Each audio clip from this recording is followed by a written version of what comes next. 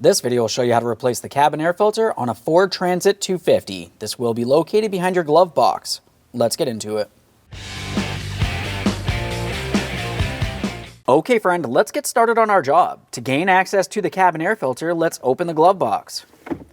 Now once you have this opened, you're going to find that there's two locking tabs. We need to carefully press those forward and we'll pull this down. We can see both of the locking tabs. There's one here and there's one over there. Let's rest this in the fully seated position down towards the floor. We'll make our way inside this area next. That exposes our cover here for our cabin air filter. As far as this is concerned, we do have one tab on the inboard side. We're just going to go ahead and pull that out of place. A quick inspection of the cover. Set that aside. Now with that cover out of the way, it exposes our cabin air filter. Let's continue on with the removal process. Now you may find that you have difficulty reaching inside to take hold of it to pull it out. If that's the case, carefully use a pick. Be careful not to cause any damage.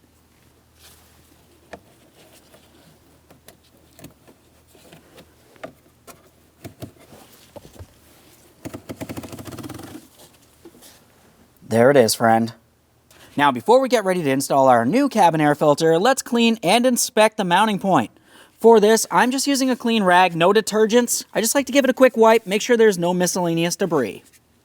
Let's get ready to install our cabin air filter. When we go to install this, we want to make sure we have our flat, solid sides along each side. Line it up, press it straight in. Now for our cabin air filter cover, it has an area along the passenger side that this needs to come in diagonally. It's going to slide directly in. We'll roll this into place. Double check to make sure it's secured all the way across. Now one last quick inspection in that area, we can continue on with reinstalling the glove box into the proper positioning.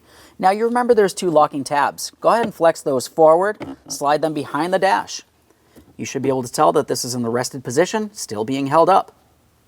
Go ahead and close the glove box. Okay friend, we finished the installation of our cabin air filter. Now during the removal, if anything fell down, it might have made its way into that blower motor. If that's the case, you might hear some odd noises. So you want to test the blower motor on all speeds, confirming you don't hear any odd noises. Aside from that, thanks for watching. When only the best will do, demand TRQ. The only company that lets you view before you do. TRQ is committed to offering the highest quality aftermarket auto parts that are engineered for peace of mind. Thanks for using and viewing with TRQ.